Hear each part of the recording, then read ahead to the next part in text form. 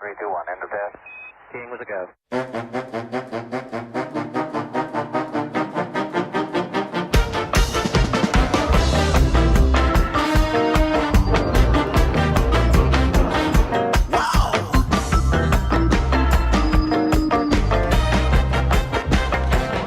Well, hello there, and welcome to another edition of Warbird Wednesday. My name is Fred Bell. I am the Vice Chairman of the Palm Springs Air Museum, and today we're not quite done with attack helicopters. And the reason is I thought about it, and I could not leave the topic without talking about the Bell 360, the Invictus, which was envisioned to be the eagle of the battlefield. You see how I work that in, Jason? So I'm going to get this off. My didactic assistant. Look at that. There you go. Now, I've talked about the 360 on a veiled a couple of times, and I just felt that it wouldn't be good without really covering it. So we're gonna go to trainers, I promise, but we're gonna finish with the 360. Now, the 360 is part of the Army's Future Attack Reconnaissance Aircraft program. It isn't anymore because the program was canceled in February of this year, but I want to go ahead and cover it nonetheless, and that I'm going to use a good old Huey, but I'll throw up a plan view of the Huey, and Greg can throw up a plan view of the 360, the Invictus, for those of you at home. Now, the Invictus was designed to be the end-all, be-all on the battlefield as far as attack reconnaissance aircraft. It is based out of the Bell 525 program livery. The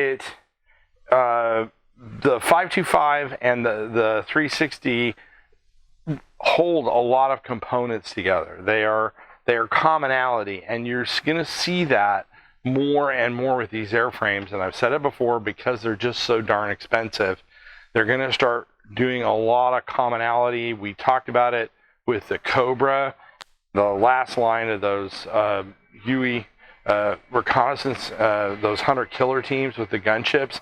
It's going to happen more and more. You're going to see a lot of commonality. As drones continue to become more prevalent, that is just going to be more and more the case, because these big manned aircraft platforms are going to get harder and harder to maintain and justify.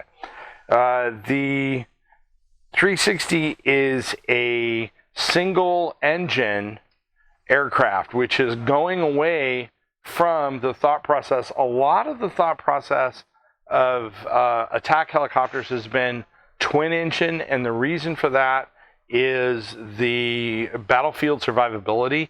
But the 360, the idea was to get the speed up about 40 miles an hour faster than the top speed of most other attack helicopters at 210 miles an hour.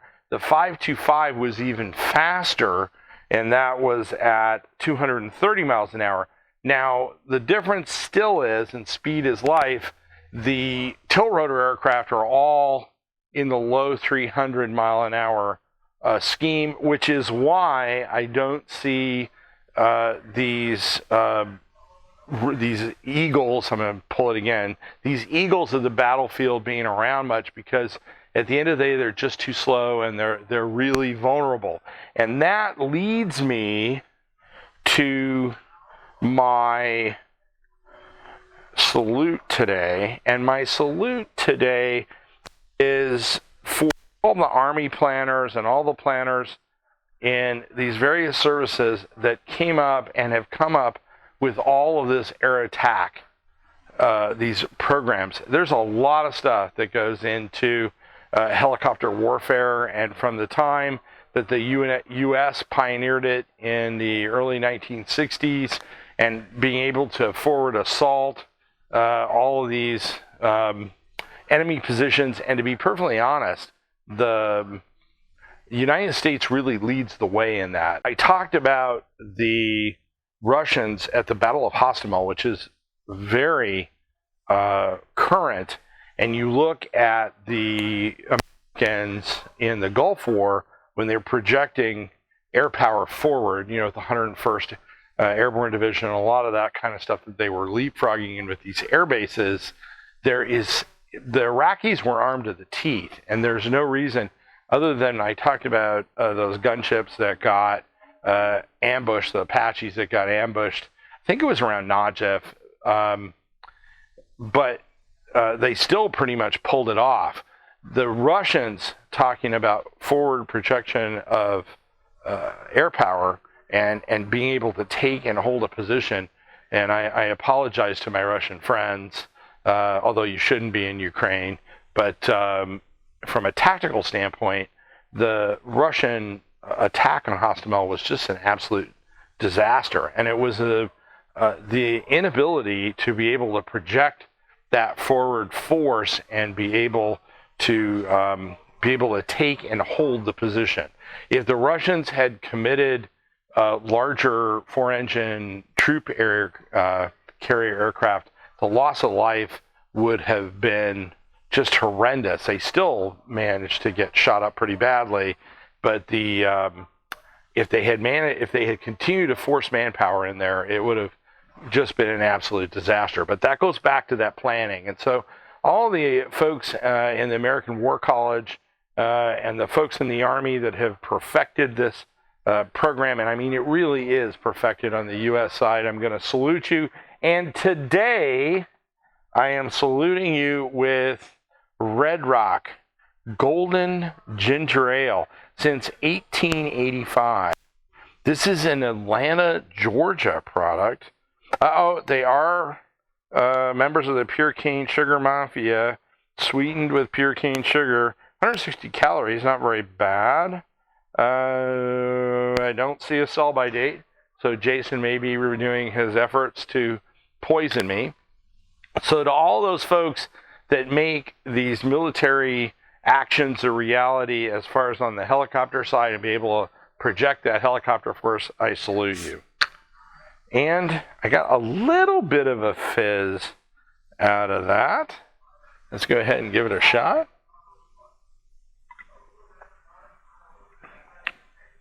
You know what, Jason? You have failed. It's actually, this is not bad. Nice color on that. Look at that.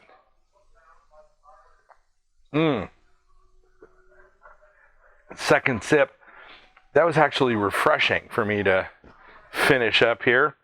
So but what ended up happening with the 360 was, and there's always that saying that armies, and I'm paraphrasing, designed to fight the last war. Well, the Army took a look at what's happening in Ukraine with those drones and went, why are we doing this? And so in the February of 2024, this is fresh, they canceled the entire program. Now that doesn't mean that this helicopter will not come back in some form or another, or maybe sold to foreign flag governments. But I think at this point that the reality is that this entire program is done.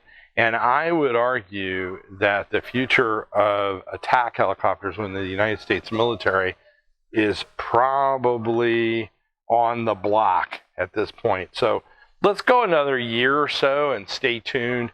But I think swarm drone technology, and somebody said we might do drones, and we might do a drone line here at some point if I can ever figure out how to use a metric to measure what is an effective military drone, because some of these things are literally just off the shelf with a grenade strapped to it. But we may do drones. We're going to go into trainers. But first, if you want to amaze your friends, you can build these flying helicopters. This is really cool. Look, they've got instructions on how you do it. And you know what? This helicopter on the front of that looks a lot like the Invictus with that covered and kind of tilted tail rotor. So you never know.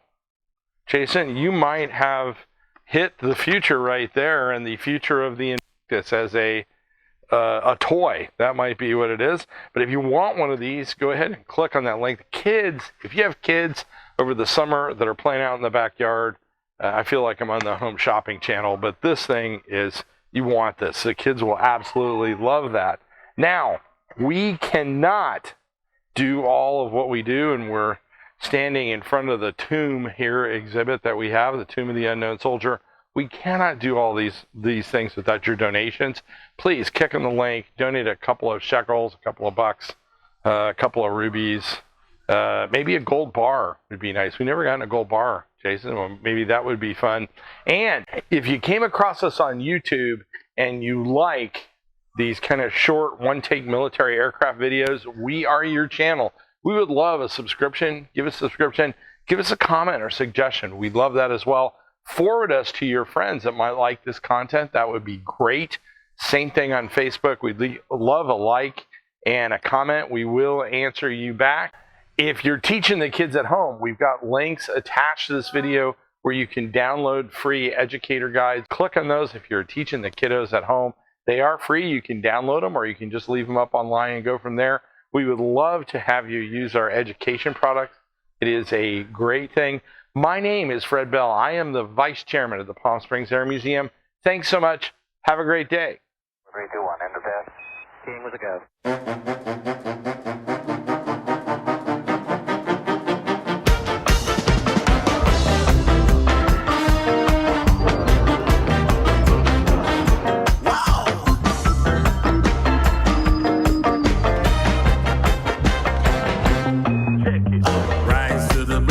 Day, all my fears have gone away.